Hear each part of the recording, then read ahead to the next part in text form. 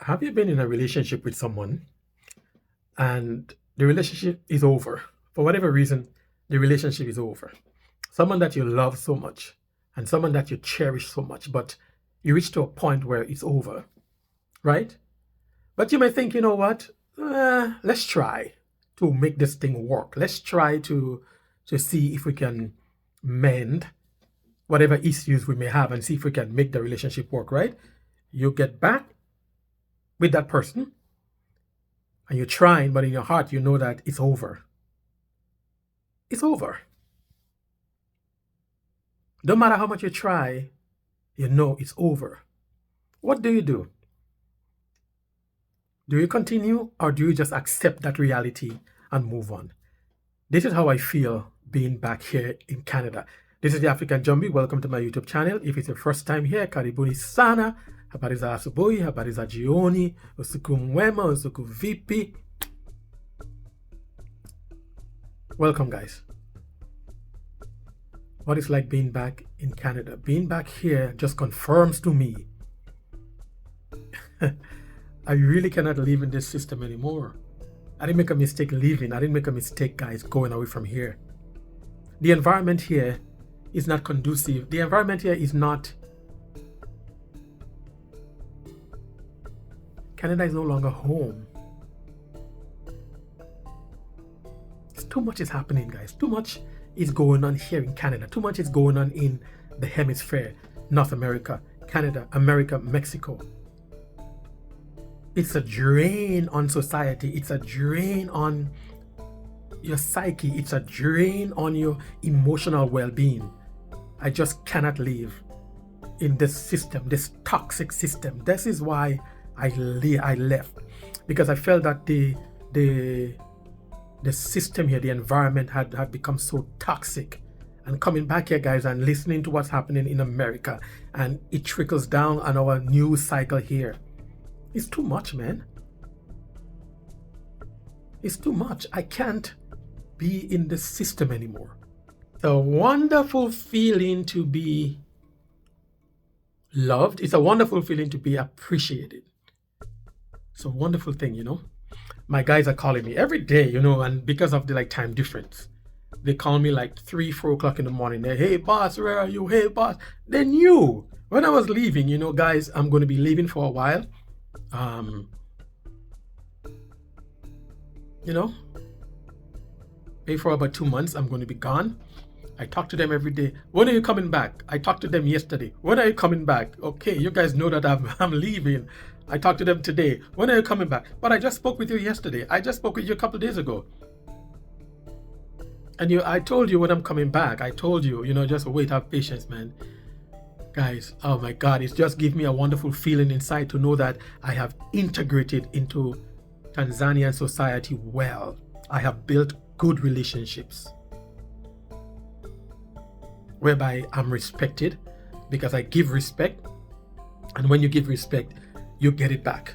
And when you have people who work for you, and you know, someone said to me one time, you know, and I never forget that. Someone said to me one time, you don't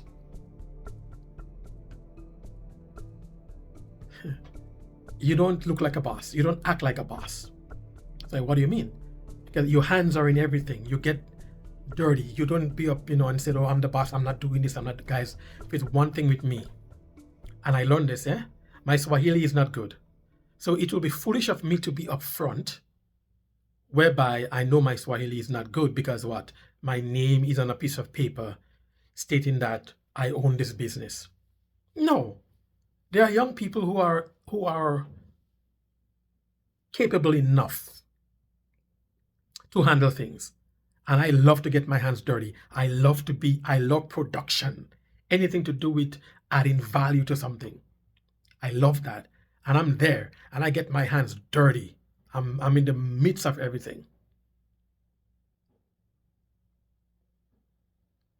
So I don't I don't sit back and say, well, because my name is on a piece of paper that I'm not going. No, I'm involved, right? So that's what he said to me, because you don't, you know, I mingle, guys, and I've built those type of relationships with people that having them now begging me to like come back, having them now asking me all the time, when are you coming back? When are you coming back? We miss you, we miss you, we miss you. It just made me feel and makes me feel that I belong somewhere and I'm doing the right thing. The U.S. will take over the Gaza Strip, and we will do a job with it too. We'll own it and be responsible for dismantling all of the dangerous unexploded bombs and other weapons on the site, level the site and get rid of the destroyed buildings, level it out. I do see a long-term ownership position, and I see it bringing great stability to that part of the Middle East and maybe the entire Middle East. Everybody I've spoken to loves the idea of the United States owning that piece of land, developing and creating thousands of jobs with something that will be magnificent. Everybody you have spoken to love the idea of the United States taking over Gaza. You lie. You lie. You have not spoken to anybody who love the idea of America taking over Gaza. It might only be Israel. And that little man you have standing next to you as a character from the Lord of the Rings with a smile and smirk on his face. You guys have destabilized the world in the last month. You guys have caused so much chaos in the world in the last month. I cannot be in a system. You see, in Africa, yeah, we don't hear about stuff like that. In Africa, everybody go along their own business, doing their own thing. We don't have to deal with this type of toxic nonsense. 3 weeks in power, this man has caused so much disruption in his own country, not speaking about North America on a whole and the world at large. No country that you have gone into, you're talking about like stability, no country that America has gone into can boast of any type of stability. In South America, in the 1980s, 1990s, you destabilized that whole region. Iraq, Afghanistan, North Korea. You have caused nothing but destabilizing. That's why China comes in, because you going around and you exerting your military might and your economic power, and you left the room for China to sneak in and become a rival. China does everything better than you. China is way advanced on you. You cannot compete with China anymore. And you have causing so much problems and so much. Guys, this is why we as Black people have to get away from this part of the world. This is why we as Black people have to stop coming to this part of the world. I'm bringing it to you because I'm trying to educate you. I'm trying to open up your eyes so that you can see what's happening, because a lot of things are not told. A lot of things that we do not get into. We do not understand what is happening. But we have to start being aware of what's happening in North America and where we can go as Black people to grow and to have influence. You know who the most powerful man in America is? Do you think it's President Biden? Do you think it's the war criminal, our Secretary of State, Anthony Blinken? No. The most powerful man in America, because of AIPAC and the pro-Israel lobby, is Benjamin Netanyahu, the disgraced Prime Minister of Israel. He has more control and more sway over the U.S. Congress than the President of the United States or any other elected official in the United States government. It's time we end AIPAC's domination and near total control of our legislative process. You are talking tonight about the United States taking over a sovereign territory. What authority would allow you to do that? Are you talking about a permanent occupation there, redevelopment? And Mr. Prime Minister, do you see this idea as a way to expand the boundaries of Israel and to have a longer peace, even though the Israeli people know how important that land is to you and your citizens, just as the space is inherited by the Palestinians as well? Yeah. By whose authority? Whose authority? And you wonder why you're so hated. You wonder why you are so hated all over the world. This is like bully to the highest level.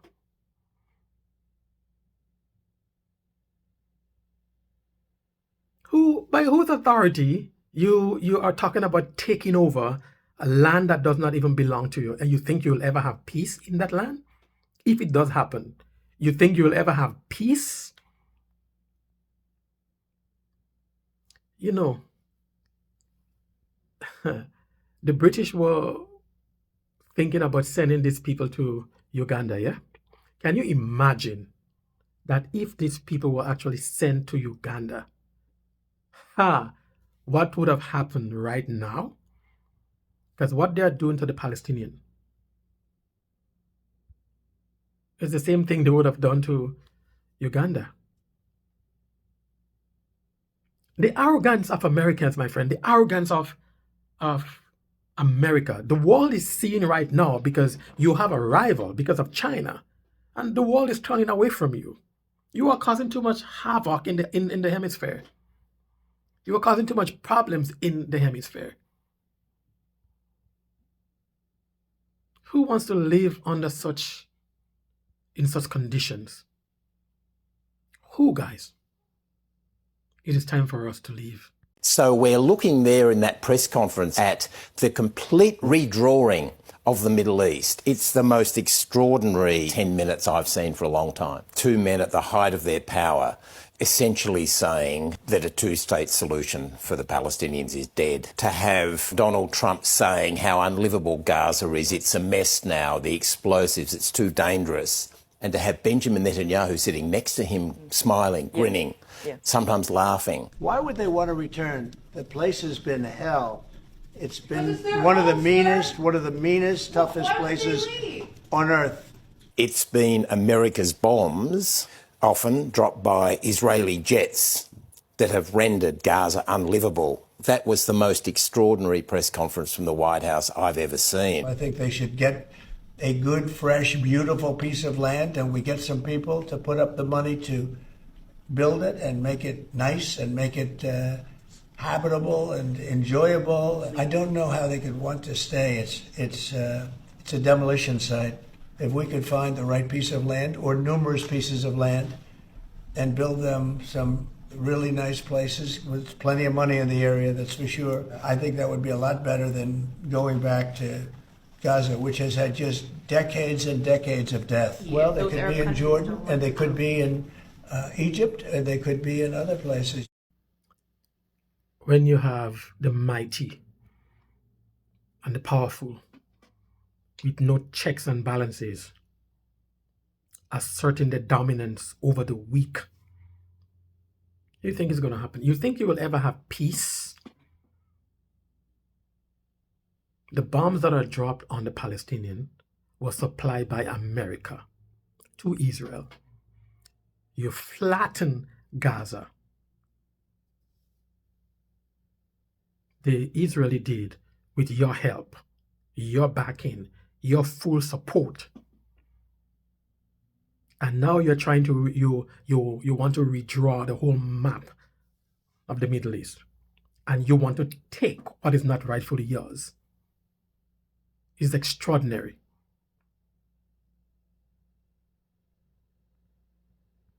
It is unbelievable. This is why so many people in the world are hated.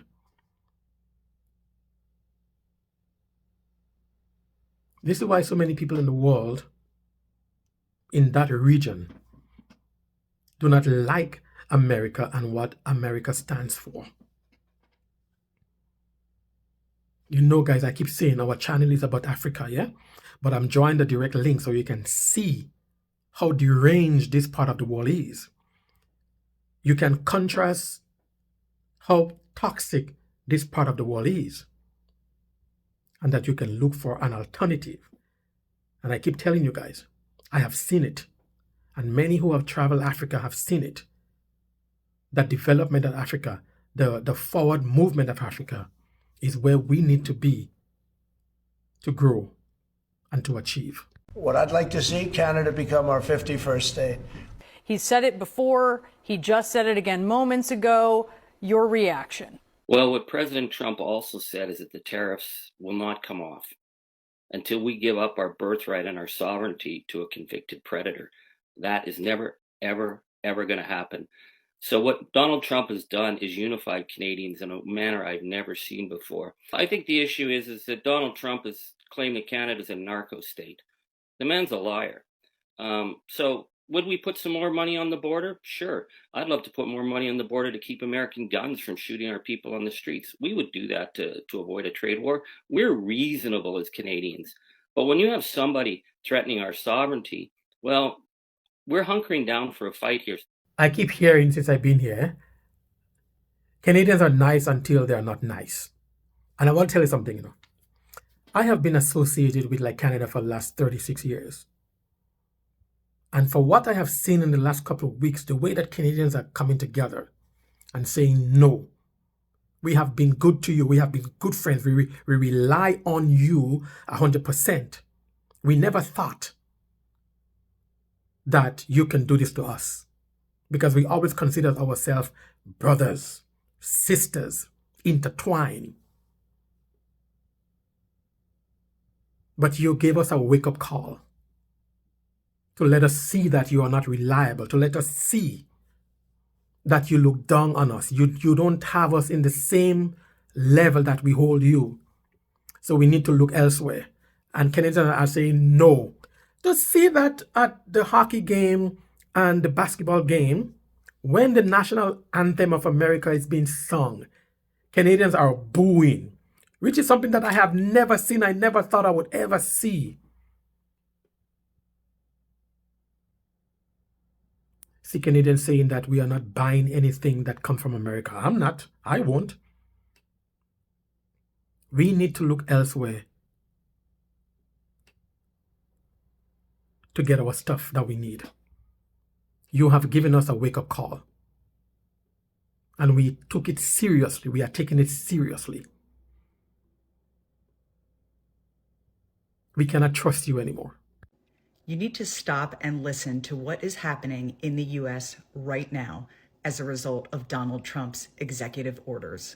There are ICE raids that are targeting Native Americans.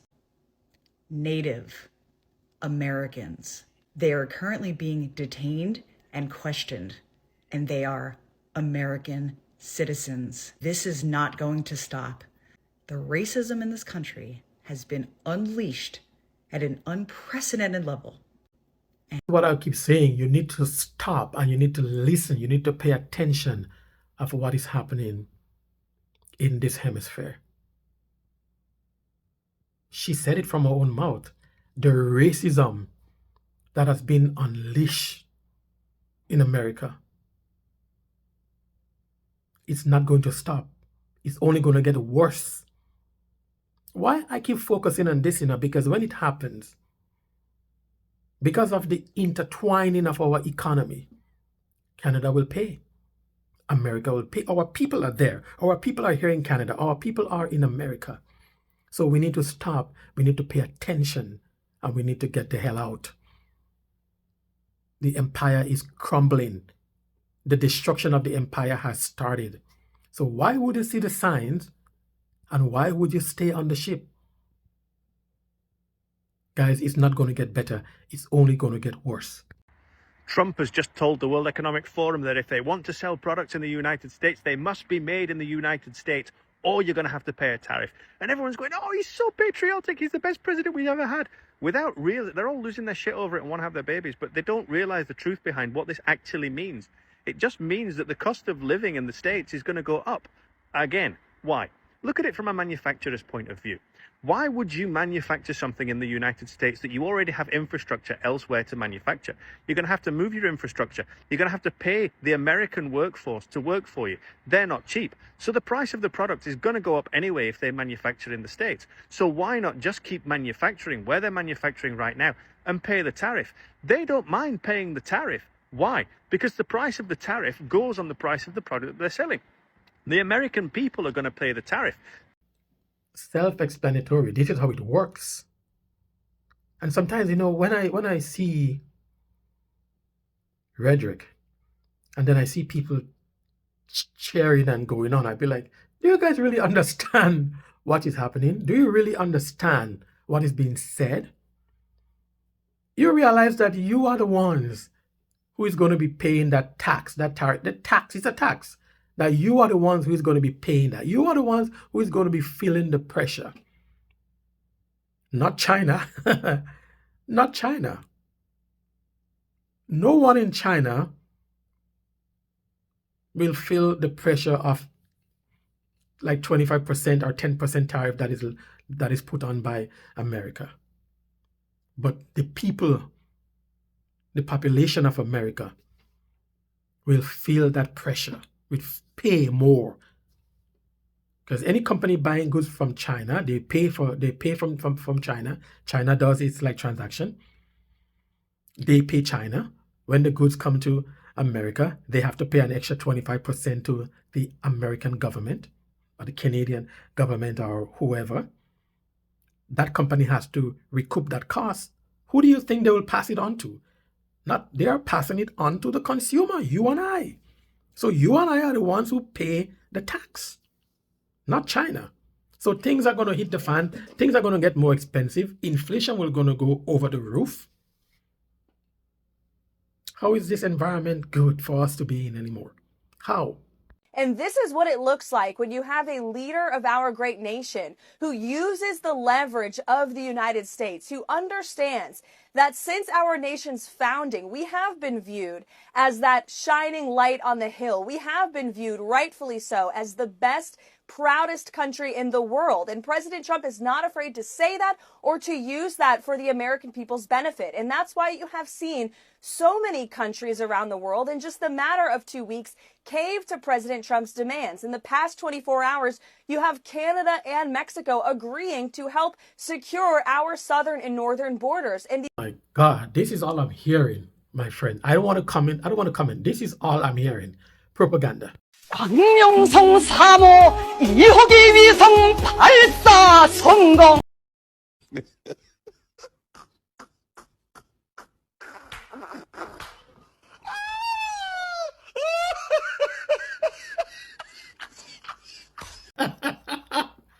Ha! My God, man, this is all I'm hearing, my friend. It's some North Korean nonsense that I'm. That's all I heard, man. She was going like this, talking about Trump and a great leader, a strong leader. But all I'm hearing is some stuff coming from from North Korea, man. It is unbelievable. How did America get to this state whereby the world is laughing at you? You're once the leader of the free world. Well, I guess you've always been like that, but because, there was no rival to you, that people couldn't really see you in your true colors, but people are really seeing you now for who you are, and you are grasping at straws. Take a look at this, guys. Take a listen to this, guys. This is what Trump is terrified of. Today, Brazil, in our hemisphere, largest country in the Western Hemisphere south of us, cut a trade deal with China. They're going to, from now on, do trade in their own currencies, get right around the dollar. They're creating a secondary economy in the world, totally independent of the United States. We won't have to talk about sanctions in 5 years because there'll be so many countries transacting in currencies other than the dollar that we won't have the ability to sanction them. With China about to become the largest economy in the world, the hegemonic power of the United States is dwindling. The US has been the dominant power since World War II, in particular after the Cold War. The US dollar has been its most powerful tool. Trump's tariff war is a last-ditch effort to maintain this power for as long as possible. The flip side to all of this is that Donald Trump may be accelerating the US's downfall. See, this is exactly what I've been talking about. And this is exactly what I try to explain to our people. You heard what he said at the end? Because of all of Donald Trump's rhetoric, he may be accelerating America's downfall. Because I believe that. And if you have eyes and if you have the intellect and if you have insight, you can see and you would believe it. What this man has done, he has awakened a lot of sleeping people to realize that, I don't want to say the word, but he has awoken a lot of people, to the reality of what is happening. And in doing so, he is accelerating the downfall of America. To hear the Secretary of the United States on national TV talking about it, how do you hear the word from his own mouth? A lot of countries are de-dollarizing. They want to start trading in their own currency. And if this happens in the next 5 years, America will not have the power that he had. America don't have the clout and the power that they had 5 years ago. So it will be foolish for us to think that 5 years from now, America will have the same power that it once has, that it has now. So they are running scared and they are grasping at straws. Guys, this is the African Jumpy. Thank you for watching this video, guys. Like I said, I keep bringing you this knowledge. I keep bringing you this information, so that you can make informative decisions about your own future, that you can start looking, you can start researching, and that you can start seeing the downfall. It is here. It has started. And it is time for us to start looking for home.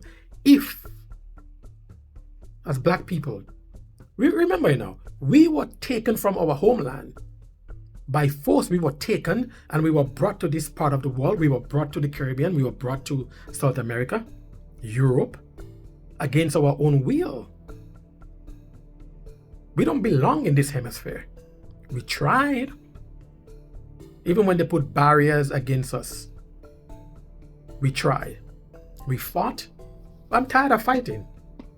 I am tired of fighting, guys. Are you tired of fighting? Don't you want peace? Don't you want to relax? Don't you want to breathe fresh air? Don't you want to start? Don't you want to build something? Don't you want to own something?